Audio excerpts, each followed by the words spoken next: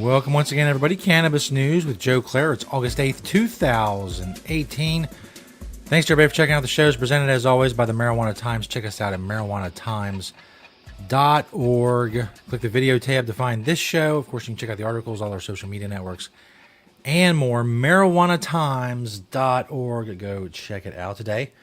We're talking about viral stories from the cannabis community about an 80-year-old woman arrested for less than an eighth of marijuana in Michigan. We'll talk about that. Also, medical marijuana, kind of a log jam of medical marijuana measures in Missouri, and also the delays and backlogs in California continue when it comes to recreational marijuana because of a lack of testing labs. We'll talk about all that coming up. But first, of course, cannabis news is brought to you by Nature's Side and their organic, all-natural pesticides. Check out nature-side.com. Side is spelled C-I-D-E.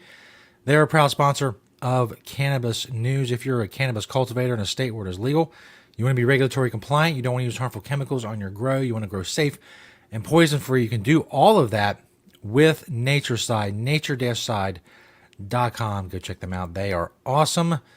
This first story from marijuanatimes.org by yours truly. Police in Michigan arrest 80-year-old woman for less than an eighth of marijuana. As I said, it's kind of a viral story. It's gone viral outside the cannabis community, as stories like this are want to do.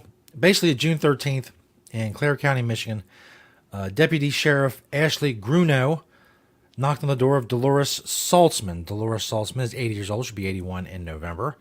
Now, the deputy was trying to find Saltzman's great-granddaughter because the great-granddaughter apparently lost her phone and her identification, and the deputy, was returning it. So far, so good. Very nice. Very a great gesture. But so she gets on the porch. Dolores comes to the door, and the deputy smells marijuana.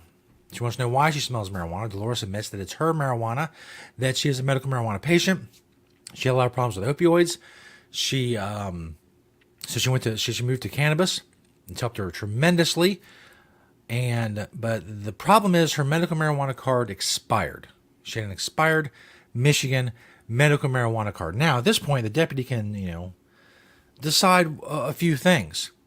According to the son of Dolores Saltzman, not a lawyer, by any stretch of the imagination, but he says that in Michigan they could have given her a ticket. Now, I don't know if that's true. If you live in Michigan, let me know in the comments if that's true, or if she was obligated to take this woman to jail, which is what she did. Takes this 80-year-old woman, cuffs her, puts her in the back of the cruiser. They search her house. They find pipes, less than an eighth of marijuana. So they take Dolores to jail. She spends the night in jail. 80-year-old woman who's, she has ailments, obviously. She's 80. She spends the night in jail. And they released a statement about, we got to make sure that these medical marijuana patients are following regulations and so on and so forth. Yeah, I understand, but we've gotten to a point in this country where enforcing a law or enforcing a regulation greatly exceeds common sense. Why? And they dismissed the case when Dolores got her medical marijuana card. She renewed it, so they dismissed the case. They could have easily given her a ticket and just let her go back in her house. Who's she in danger of? Whose rights are being infringed? Who's a victim of what this woman is doing? And you take the other into account, obviously. Even if this was a 30-year-old woman, she shouldn't go to jail. But an 80-year-old woman, this deputy said to herself, you know what? The best thing to do here is for this 80-year-old woman to go to jail. And there's other people apparently who agree with that. People who are against marijuana legalization, obviously.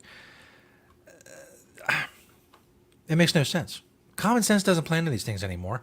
And the war on drugs, as I point out in the article, is much to blame for that.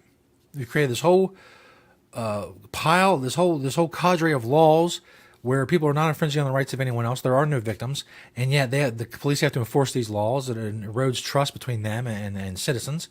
It's been a bad thing all around, and this is just another of many ways in which that wrongness, in which the damage of the war on drugs manifests itself, on real people.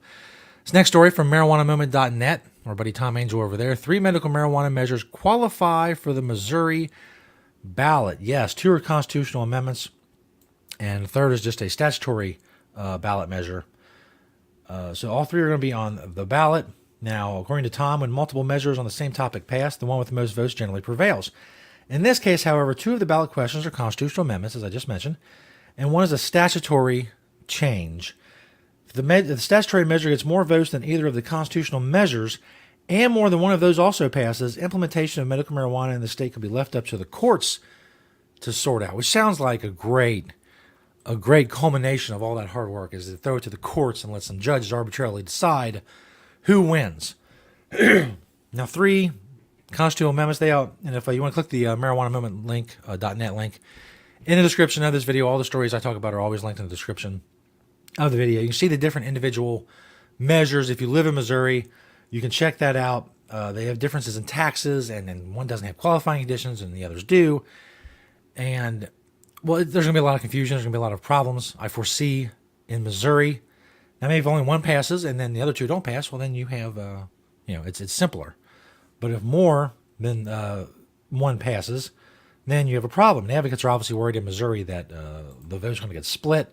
People are going to get confused, and they're going to divide up the support for medical marijuana in Missouri, and none of them will end up passing, which, of course, is what would be the worst-case scenario in this instance. So we'll see what happens in Missouri. We'll continue to follow that story on Cannabis News. Another story we've been following in Cannabis News out of California. California marijuana products have been delayed by backlogs in testing labs. As you know, new regulations on standards and when it comes to testing took effect on July 1st for recreational cannabis in California. State law requires all products to be lab tested so the consumer is aware of the amount they're ingesting.